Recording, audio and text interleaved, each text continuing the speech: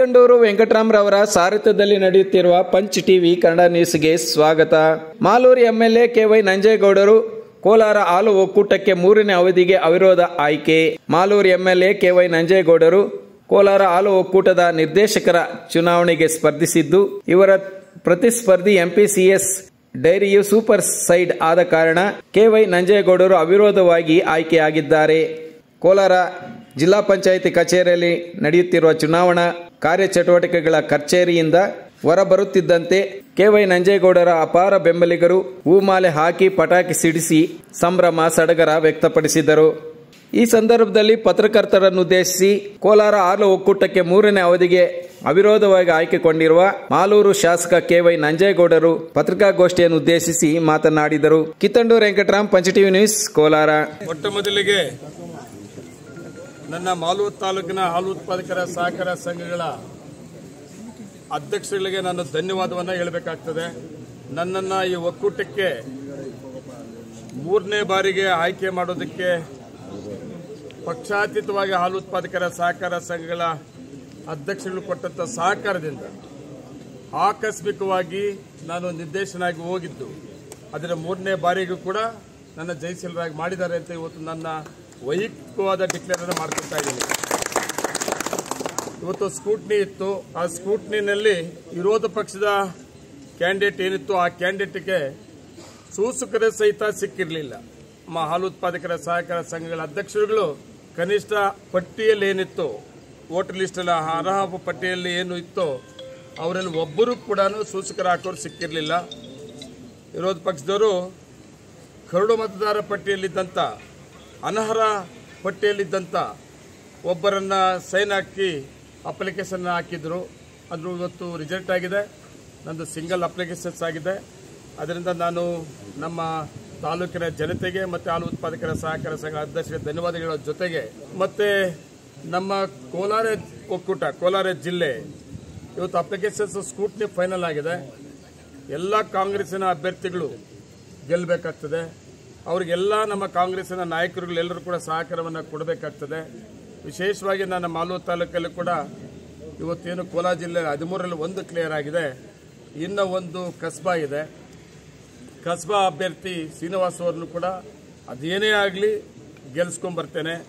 ಆ ಜೊತೆಗೆ ಮಹಿಳಾ ನಿರ್ದೇಶಕರು ಕೂಡ ಮಾಲೂರು ತಾಲೂಕು, ಬಂಗಾರಪೇಟೆ ಮತ್ತು ಕೆಜಿಎಫ್ ಮತ್ತು ಒಕ್ಲೇರಿ ಈ ಕ್ಷೇತ್ರಕ್ಕೆ ಮಹಿಳಾ ಅಭ್ಯರ್ಥಿ ಕಾಂತಕ್ಕ ಸೋಮಣ್ಣವರು ಕೂಡ ಅಭ್ಯರ್ಥಿಯಾಗಿ, ಕಾಂಗ್ರೆಸ್ ಪಕ್ಷದ ಅಭ್ಯರ್ಥಿಯಾಗಿ ಅಪ್ಲಿಕೇಶನ್ಸ್ ಇದೆ. ಅವರು ಕೂಡ ಇವತ್ತು ಸ್ಕೂಟಿನಲ್ಲಿ ಅಕ್ಸೆಪ್ಟ್ ಆಗಿದೆ. ಇನ್ನೊಂದು ನಾನು ಖುಷಿ ಪಡೋದೇನೆಂದರೆ, ನಮ್ಮ ಎಲ್ಲ ಕಾಂಗ್ರೆಸ್ ನಾಯಕರಿಗೂ ರಿಕ್ವೆಸ್ಟ್ ಮಾಡೋದೇನೆಂದರೆ, ಇವತ್ತು ಮಹಿಳಾ ನಮ್ಮ ಕ್ಷೇತ್ರದ ಅಭ್ಯರ್ಥಿ 5 ವರ್ಷ ನಿರ್ದೇಶಕರಾಗಿ ಕೆಲಸ ಮಾಡಿದ್ದು, ಮತ್ತೆ ಇವತ್ತು ಕಾಂಗ್ರೆಸ್ಸಿನ ಬೆಂಬಲಿತ ಅಭ್ಯರ್ಥಿಯಾಗಿ ಅಪ್ಲಿಕೇಶನ್ ಫೈಲ್ ಮಾಡಿರೋದು, ಇವತ್ತು ಸ್ಕೂಟಿನಲ್ಲಿ ಅಕ್ಸೆಪ್ಟ್ ಆಗಿರೋದು. ನಾನು ನಮ್ಮ ನಾಯಕರಿಗೆ ಹೇಳ್ತೇನೆ, ಇವತ್ತು ಇನಾಮಿನೇಷನ್ ಆಗ್ತದೆ. ಇವತ್ತು ನಂದು ಒಬ್ಬಂದು ಇವತ್ತು ಇನಾಮಿನೇಷನ್ ಆಗಿದೆ ಅಂತ ಖುಷಿ ಪಡುವಂಥದ್ದಲ್ಲ. ಕಾಂಗ್ರೆಸ್ ಪಕ್ಷದ ನಾಯಕರಲ್ಲಿ ಮನಸ್ಸು ಮಾಡಿದರೆ ಮಹಿಳಾ ನಿರ್ದೇಶಕರ ಅಭ್ಯರ್ಥಿ ಇವತ್ತು ಸಿಂಗಲ್ ಕ್ಯಾಂಡಿಡೇಟ್ ಇದೆ, ವಿರೋಧ ಪಕ್ಷದ ಕ್ಯಾಂಡಿಡೇಟ್ ಇಲ್ಲ.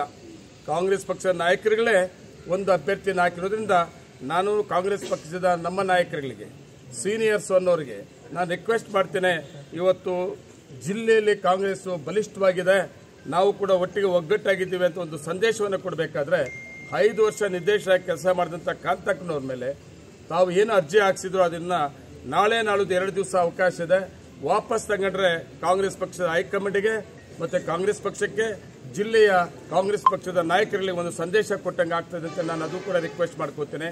ಅದ್ರ ಜೊತೆಗೆ ಮಹಿಳಾ ನಿರ್ದೇಶಕರ ಜೊತೆಗೆ ಬಂಗಾರಪೇಟೆಗೂ ಕೂಡ ಅಷ್ಟೇ ನಮ್ಮ ಶಾಸಕರು ನಾರಾಯಣಸ್ವಾಮಿ ಹಾಕಿದ್ದಾರೆ. ನನ್ನ ಮೊನ್ನೆ ಕೂಡ ಸ್ವಾಗತ ಬಯಸಿದ್ದಾರೆ. ಈಗಲೂ ಕೂಡ ಯಾರ ಮೇಲೂ ಕಾಂಗ್ರೆಸ್ ಅವ್ರ ಮೇಲೆ ಅನುಮಾನ ಬೇಡ, ಸ್ವಾಗತವನ್ನು ಬಯಸ್ತೇವೆ. ಅವರು ಕೂಡ ಗೆದ್ದು ಬರಲಿ ಅಂತ ಹಾರೈಸ್ತೇವೆ. ಅದ್ರ ಜೊತೆಗೆ ಇನ್ನೊಂದು ಇತಿಹಾಸ ಇದೆ. ಎಂ.ಇ. ಕೃಷ್ಣಪ್ಪನವರು ಅಂತ ನಮ್ಮ ದೇಶದಲ್ಲಿ ಹೆಸರು ಮಾಡಿದಂಥವ್ರು, ನಮ್ಮ ರಾಜ್ಯ ನಾಯಕರುಗಳಾಗಿ, ರಾಷ್ಟ್ರೀಯ ನಾಯಕರುಗಳಾಗಿ, ಕೇಂದ್ರ ಮಂತ್ರಿಗಳಾಗಿ ಅವರು ಮಾಡಿದಂಥ ಹೆಸರು ಇವತ್ತು ನಾವೇನಾದರೂ KMF ಇದೆ ಅಂದರೆ ಎಂ.ಇ. ಕೃಷ್ಣಪ್ಪನವ್ರು ನಾವು ತಿಳ್ಕೊಳ್ಳೇಬೇಕಾಗ್ತದೆ. ಹೈನು ಉದ್ಯಮವನ್ನು ನಮ್ಮ ರಾಜ್ಯಕ್ಕೆ ತಂದಂಥ ನಾಯಕರು.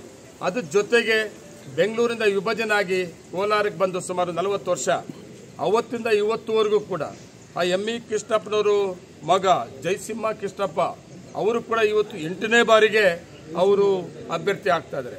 ಅದು ಕೂಡ ಖುಷಿ ಪಡಂತವ್ದೇನಂದ್ರೆ ವಿರೋಧ ಪಕ್ಷದ ಅಭ್ಯರ್ಥಿ ಯಾರು ಕ್ಯಾಂಡಿಡೇಟ್ ಹಾಕಿಲ್ಲ ಎಂ.ಇ. ಕೃಷ್ಣಪ್ಪನವ್ರ ಮೇಲೆ. ಅಲ್ಲೂ ಕೂಡ ಕಾಂಗ್ರೆಸ್ನವರೇ ಹಾಕಿರೋದ್ರಿಂದ ಅಲ್ಲಿನ ಶಾಸಕರಾಗಿರ್ಬೋದು ನಮ್ಮೆಲ್ಲ ನಾಯಕರುಗಳು ರಿಕ್ವೆಸ್ಟ್ ಮಾಡ್ತೇನೆ, ಅಲ್ಲೂ ಕೂಡ ನಾಳೆ ನಾಳಿದ್ದು 2 ದಿವಸ ಅವಕಾಶ ಇದೆ. ಕಾಂಗ್ರೆಸ್ ಪಕ್ಷಕ್ಕೆ ಒಂದು ಮೆಸೇಜ್ ಹೋಗಬೇಕು, ಹೈಕಮಾಂಡ್ಗೆ ಒಂದು ಮೆಸೇಜ್ ಹೋಗಬೇಕು. ಈ 2 ಮಹಿಳಾ ನಿರ್ದೇಶಕರು ಮತ್ತೆ KGF ನಿರ್ದೇಶಕರು ನಾಳೆ ನಾಳಿದ್ದು ನಮ್ಮ ನಾಯಕರು ಮನಸ್ಸು ಮಾಡಿದ್ರೆ ಈ ಕೋಲಾರ ಒಕ್ಕೂಟ 13 ನಿರ್ದೇಶಕರ ಚುನಾವಣೆಯಲ್ಲಿ 3 ನಾಮಿನೇಷನ್ ಆಗ್ತದೆ. ಇದನ್ನ ನಮ್ಮ ನಾಯಕರಿಗೆ ರಿಕ್ವೆಸ್ಟ್ ಮಾಡ್ತಾ ಇದ್ದೇನೆ. ಅದ್ರ ಜೊತೆಯಲ್ಲಿ ಮುಳಬಾಗಿಲು 2 ಇದೆ, 2 ಕೂಡ ನಾವು ಅಲ್ಲಿ ನಮ್ಮ ರಾಜೇಂದ್ರ ಗೌಡರಾಗಿರ್ಬೋದು ಒಂದು ಕ್ಷೇತ್ರಕ್ಕೆ, ಇನ್ನೊಂದು ಸರ್ವಗಿರಿ ಗೌಡರಾಗಿರ್ಬೋದು ಒಂದು ಕ್ಷೇತ್ರಕ್ಕೆ, ಅದು ಕೂಡ ಅಲ್ಲಿ ಆದಿನಾರಾಯಣ ಮತ್ತೆ ಮಂಜುನಾಥ್ ಅವರು ನಮ್ಮ ಕೋಲಾರ ಶಾಸಕರು ತುಂಬಾ ಜವಾಬ್ದಾರಿ ತಗೊಂಡ್ರಿಂದ ಅಲ್ಲೂ ಕೂಡ ಗೆಲ್ತೇವೆ, 2 ಕೆಡು ಗೆಲ್ತೇವೆ. ಕೋಲಾರ ತಾಲೂಕಿಗೆ 3 ನಿರ್ದೇಶಕರಾಗಿದೆ. ಒಂದು ನಮ್ಮ ಗೋಪಾಲ್ ಗೌಡರು ಒಂದು ಕ್ಷೇತ್ರಕ್ಕೆ, ಇನ್ನೊಂದು ಕ್ಷೇತ್ರಕ್ಕೆ ನಮ್ಮ ರಮೇಶ್ ಒಂದು ಕ್ಷೇತ್ರಕ್ಕೆ, ಇನ್ನೊಂದು ಕ್ಷೇತ್ರಕ್ಕೆ ನಾಗನಾಳ ಸೋಮಣ್ಣ ಒಂದು ಕ್ಷೇತ್ರಕ್ಕೆ. ಒಳ್ಳೆ ಸ್ಟ್ರಾಂಗ್ ಕ್ಯಾಂಡಿಡೇಟ್ಸ್.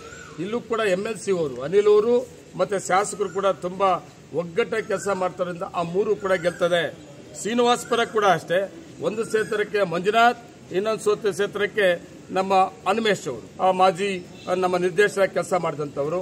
ಆ 2 ಕ್ಷೇತ್ರ ಸನ್ಮಾನ್ಯ ರಮೇಶ್ ಕುಮಾರ್ ಅನ್ನೋರು ತುಂಬಾ ಜವಾಬ್ದಾರಿಯಿಂದ ಅಭ್ಯರ್ಥಿಗಳ ಆಯ್ಕೆ ಮಾಡಿದ್ದಾರೆ.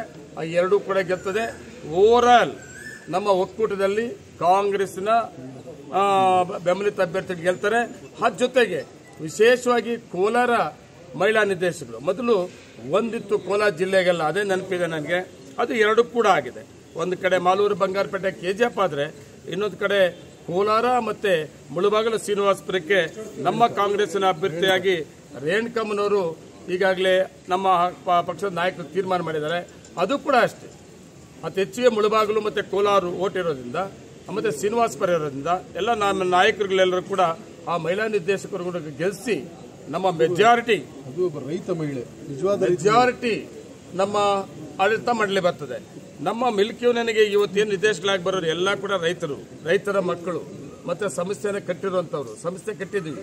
ನಾನು ಒಂದು ಖುಷಿ ಪಡೋದೇನೆಂದ್ರೆ ಇವತ್ತು ಕೆಲವು ನಾಯಕರುಗಳು ಟೀಕೆ ಟಿಪ್ಪಣಿಗಳು ಕೇಳ್ತಾ ಇದ್ದ ನಾವು ನೋವು ಕೂಡ ಆಗ್ತದೆ ಒಂದ್ ಕಡೆ. ಯಾಕೆ ಅಂತ ಇವತ್ತು ನಾವೇನಾದ್ರೂ ಆ ಟೀಕೆ ಟಿಪ್ಪಣಿಗಳು ನಿಜ ಆಗಿದ್ರೆ ಇವತ್ತು ಮಾಲೂರು ತಾಲೂಕಿನ ಜನತೆ ಹಾಲು ಉತ್ಪಾದಕರ ಸಹಕಾರ ಸಂಘದ ಅಧ್ಯಕ್ಷಗಳು ತಿರಸ್ಕರಿಸ್ತಾ ಇದ್ರು.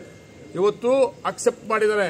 ನಂಜೇಗೌಡರು 10 ವರ್ಷ ನಾವು ಇಲ್ಲಿಂದ ಕಳಿಸಿದ ಮೇಲೆ ಆ ಸಂಸ್ಥೆಯಲ್ಲಿ ಯಾವ ರೀತಿ ಕೆಲಸ ಮಾಡಿದ್ದಾರೆ. ಸಹಕಾರ ಮಂತ್ರಿಗಳು ರಾಜಣ್ಣವರು ಮತ್ತೆ ಜಿಲ್ಲಾ ಮಂತ್ರಿಗಳಾದಂತಹ ಸುರೇಶ್ ಅವರು ಎಲ್ಲ ಶಾಸಕರು ಸಹಕಾರವನ್ನು ತಗೊಂಡು, ಸುಧಾಕರ್ ಸಾಹೇಬರು 2 ಜಿಲ್ಲೆಯ ನಾಯಕರು ಇವರೆಲ್ಲರ ಸಹಕಾರವನ್ನು ತಗೊಂಡು ಮತ್ತೆ ಕರ್ನಾಟಕ ರಾಜ್ಯದಲ್ಲಿ ಈ ಅವಧಿ ಆಡಳಿತ ಮಂಡಳಿ ಸರ್ಕಾರ ಸಹಕಾರದಿಂದ MK ಗೋಲ್ಡನ್ ಡೈರಿ ಆಗಿರ್ಬೋದು, ಸೋಲಾರ್ ಪ್ಲಾಂಟ್ ಆಗಿರ್ಬೋದು, ಐಸ್ ಕ್ರೀಮ್ ಪ್ಲಾಂಟ್ ಆಗಿರ್ಬೋದು, ನಮ್ಮ ಹಾಸ್ಟೆಲ್ ಹಾಲು ಉತ್ಪಾದಕರ ಮಕ್ಕಳಿಗೆ ಬೆಂಗಳೂರು ಹಾಸ್ಟೆಲ್ ಮಾಡಿರ್ಬೋದು, ಇತಿಹಾಸ ಪುಟಗಳಲ್ಲಿ ಉಳ್ಕೊಂಡಂತದ್ದು 5 ವರ್ಷ ಆಡಳಿತ ಮಂಡಳಿ ಸರ್ಕಾರದ ಸಹಕಾರವನ್ನು ತಗೊಂಡು ಮಾಡಿದ್ರು ಸಹಿತ ವೈಯಕ್ತಿಕವಾಗಿ ಟೀಕೆ ಮಾಡೋರಿಗೆ ನನ್ನ ತಾಲೂಕಿನ ಹಾಲು ಉತ್ಪಾದಕರ ಸಹಕಾರ ಸಂಘದ ಅಧ್ಯಕ್ಷಗಳು ನಾನು ಇನಾಮಿನೇಷನ್ ಮಾಡುವ ಮುಖಾಂತರ ಒಂದು ಸಂದೇಶವನ್ನ ಕೋಲಾರ ಜಿಲ್ಲೆಯ ಜನತೆಗೆ ಮತ್ತೆ ಹಾಲು ಉತ್ಪಾದಕರ ಸಹಕಾರ ಸಂಘಗಳಿಗೆ ಕೊಟ್ಟಿದ್ದಾರೆ.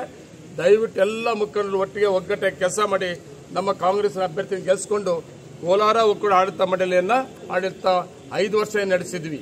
ಮತ್ತೆ ನಮ್ಮದೇ ಆಡಳಿತ ಬರ್ತದೆ, ಅದ್ರಲ್ಲಿ ಅನುಮಾನ ಇಲ್ಲ. ನಮಸ್ಕಾರ. 10 ಸ್ಥಾನ ಬಂದೇ ಬರ್ತೀವಿ ಅಲ್ಲ, ಅವರ ಪಕ್ಷದವ್ರು ಅವ್ರು ಹೇಳ್ಕೊಂತಾರೆ, ಅವರ ಪಕ್ಷದವ್ರು ಹೇಳ್ಕೊಳ್ಳೇಬೇಕಾಗ್ತದೆ. ನಾನು ಹೇಳ್ತಾ ಇದ್ದೀನಿ, ನಮ್ಮ ಪಕ್ಷದ್ದು ನಮ್ಮ ಆಡಳಿತ ನಡೆಸಂತ 5 ವರ್ಷ ಅವಧಿ ಮತ್ತೆ ಸರ್ಕಾರ ಸಹಕಾರ ನಮ್ಮ ಆಡಳಿತ ಮಂಡಳಿ ಬಂದೇ ಬರ್ತದೆ. ಜಯಸಿಂಹ ಕೃಷ್ಣಪ್ಪ ಕಾಂಗ್ರೆಸ್ ಅಭ್ಯರ್ಥಿನ ಕಾಂಗ್ರೆಸ್ ಬೆಂಬಲಿತ ಅಭ್ಯರ್ಥಿನ ನೋಡ್ರಿ, ಜಯಸಿಂಹ ಕೃಷ್ಣಪ್ಪ ಅವರ ಫ್ಯಾಮಿಲಿ ME ಕೃಷ್ಣಪ್ಪನವ್ರ ವಿಷಯದಲ್ಲಿ ಮಾತಾಡುವಾಗ ತುಂಬಾ ಎಚ್ಚರಿಕೆಯಿಂದ ಮಾತಾಡ್ಬೇಕು. ನಾವು ಯಾವ ಇತಿಹಾಸ ಇದೆ ರೀ ನಮ್ಗೆ. ME ಕೃಷ್ಣಪ್ಪನ ಹೆಸರು ಮಾತಾಡಕ್ ಹೋದಾಗ ನಮ್ಗೆ ಅರ್ಹತೆ ಇದೆಯಲ್ಲ, ಅವ್ರ ಕುಟುಂಬ ಬಗ್ಗೆ ಮಾತಾಡೋದಕ್ಕೆ ಯೋಚನೆ ಮಾಡಿ ಮಾತಾಡಬೇಕಾಗ್ತದೆ ನಾವು. ನಾನು ಇವತ್ತು ಕೂಡ 2 ಅವಧಿಗೆ ನಿರ್ದೇಶಕನಾಗಿ ಆ ನಿರ್ದೇಶಕರ ಅವಧಿಯಲ್ಲಿ ME ಕೃಷ್ಣಪ್ಪನವ್ರ ಮಗ ಜಯಸಿಂಹ ಅವರು ನಿರ್ದೇಶಕ ಕೆಲಸ ಮಾಡುತ್ತದ್ದು, ಸಲಹೆ ಕೊಡುತ್ತದ್ದು, ಆ ಸಂಸ್ಥೆಯನ್ನು ಕಟ್ಟೋದಕ್ಕೆ ನನಗೆ ಸಲಹೆ ಕೊಟ್ಟಿದ್ದು, ಸಹಕಾರ ಕೊಟ್ಟಿದ್ದು. ಅವ್ರ ಬಗ್ಗೆ ಮಾತಾಡಬಾರ್ದು ನಾವು. ME ಕೃಷ್ಣಪ್ಪನವರು ಕುಟುಂಬದ ಬಗ್ಗೆ, ಆಮೇಲೆ ಜಯಸಿಂಹ ಕೃಷ್ಣಪ್ಪನವ್ರ ಬಗ್ಗೆ ಮಾತಾಡಕ್ಕೂ ಹೋಗ್ಬಾರ್ದು. ಇವತ್ತು ಅಲ್ಲಿ ಹೆಂಗಿದೆ ಅಂದ್ರೆ ಪಕ್ಷಾತೀತವಾಗಿ ಓವರ್ ಆಲ್ ಟೋಟಲ್ ಇವತ್ತು ME ಕೃಷ್ಣಪ್ಪನವರ ಮಗ ನಮ್ಮ ರಾಜ್ಯಕ್ಕೆ ಹೈನುಗಾರಿಕೆಯನ್ನು ಕೊಟ್ಟಂತ ಕೊಡುಗೆ ಪಿತಾಮಹ ಅವರ ಕುಟುಂಬಕ್ಕೆ ನಾವ್ಯಾರು ವಿರೋಧ ಮಾಡಬಾರದು ಅಂತೇಳಿ ಪಕ್ಷಾತೀತವಾಗಿ ಅರ್ಜಿ ಹಾಕೋರು ಇರಲಿಲ್ಲ, ಸೂಚಕರು ಹಾಕೋರು ಇರಲಿಲ್ಲ. ಅಂತ ಕುಟುಂಬದ ಮೇಲೆ ನಾವು ಅರ್ಜಿ ಹಾಕಿಸಿ ನಾವು ಕೆಟ್ಟ ಹೆಸರು ತಗೊಳ್ಳೋದು ಬೇಡ. ಅದು ಕಾಂಗ್ರೆಸ್ ಪಕ್ಷದ ನಾಯಕರು ಯಾರು ಮಾಡಬಾರ್ದು. ವಿರೋಧ ಪಕ್ಷದವ್ರು ಮಾಡ್ಕೊಳ್ಳಿ, ಇತಿಹಾಸ ಗೊತ್ತಿಲ್ಲದವ್ರು ಮಾಡ್ಕೊಳ್ಳಿ. ಅವರು ಮೂಲತಃ ಕಾಂಗ್ರೆಸ್ಸಿನ ಕುಟುಂಬ. ನಾವು ಹುಟ್ಟೇ ಇರಲಿಲ್ಲಪ್ಪ, ನಮ್ಮ ಮಕ್ಕಳಾಗಿದ್ದೀವೇನೋ ಎಂ.ಇ. ಕೃಷ್ಣಪ್ಪನವರು. ಅವ್ರ ಇತಿಹಾಸದಲ್ಲಿ ನಾವನ್ನ ನೆನಪು ಮಾಡ್ಕೊಂಡು ಹೋದ್ರೆ ಮುಂದಿನ ದಿನಗಳಲ್ಲಿ ನಮ್ಗೆ ದೇವ್ರು ಒಳ್ಳೇದು ಮಾಡ್ತಾನೆ, ಜನ ನಮ್ಮ ಒಪ್ತಾರೆ. ಅವ್ರ ವಿರುದ್ಧವಾಗಿ, ಆ ಕುಟುಂಬದ ವಿರುದ್ಧವಾಗಿ ಮಾತಾಡಕ್ಕೆ ಹೋದ್ರೆ ಮುಂದಿನ ದಿನಗಳಲ್ಲಿ ಭಾರಿ ಜನ ವಿರೋಧ ಮಾಡ್ತಾರೆ. ಲಕ್ಷ್ಮಪ್ಪ ಕಾಂಗ್ರೆಸ್ ಅಧಿಕೃತ ಅಭ್ಯರ್ಥಿ ಅಂತ ಹೇಳ್ಬಿಟ್ಟು ಎಸ್.ಎನ್. ನಾರಾಯಣಸ್ವಾಮಿ ಹೇಳಿದ್ದಾರೆ. ಇದ್ರ ಬಗ್ಗೆ ನೀವೇನು ಹೇಳ್ತೀವಿ? ಜಯಸಿಂಹ ಅವ್ರು ಯಾವ ಅಭ್ಯರ್ಥಿ ಅಂತೆ? ಅವ್ರು ಹೇಳಿರೋ ಪ್ರಕಾರ ಇವರು ಒಂದೊಂದ್ಸಲ ಒಂದೊಂದು ಪಕ್ಷದಲ್ಲಿ ಯಾವತ್ತು ಒಂದೊಂದು ಪಕ್ಷದಲ್ಲಿದ್ರು. ನಾನು ಹಾಲು ಒಕ್ಕೂಟದೊಳಗೆ ಬಂದ ಮೇಲೆ ನನ್ನ ಹಾಲಿನ ಪಾರ್ಟಿ ಅಂತ ಹೇಳೋದು ಯಾವಾಗಲೂ. ಆತನು ನೆನ್ನೆ ಸ್ಟೇಟ್ಮೆಂಟ್ ಕೊಟ್ಟಿದ್ದಾರೆ, ನಾನು ಹಾಲು ಪಾರ್ಟಿ ಅಂದೆ. ನಾನು ಹಾಲು ಪಾರ್ಟಿ ಅಂದರೆ ಪ್ರತಿಯೊಂದು ಮೀಟಿಂಗ್ಗಳು ಹೇಳಿದ್ದೀನಿ, ನಾನು ಹಾಲು ಪಾರ್ಟಿ ಅಂದರೆ ಹಾಲಿನ ಪಾರ್ಟಿ ಅಂದ್ಬಿಟ್ಟು. ಕಾಂಗ್ರೆಸ್ಸು ಇತಿಹಾಸ ಎತ್ಕೊಂಡ್ರೆ ಇಂದಿರಾ ಗಾಂಧಿಯವರು 69ನೇ ಇಸ್ವಿನಲ್ಲಿ ನಮ್ಮ ಮನೆಯಲ್ಲೇ 6 ವರ್ಷ ಇದ್ರು.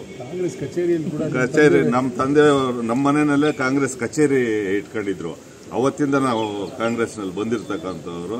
35 ವರ್ಷದಿಂದ 40 ವರ್ಷದಿಂದ ಬಂದಿದ್ದಾರೆ ಅಂತ ಕೆಲವರು ನಾವು ಅವ್ರಿಗೆ ಸಪೋರ್ಟ್ ಮಾಡಿದ್ದೀವಿ ಅಂದರೆ ಅವ್ರು ಹಿಂದಕ್ಕೆ ತಿರುಗಿ ನೋಡಲಿ 35 ವರ್ಷದಿಂದ ಅವ್ರು ಎಲ್ಲಿದ್ರು ಅಂತ ಅದರಲ್ಲಿ ಗೊತ್ತಾಗುತ್ತೆ.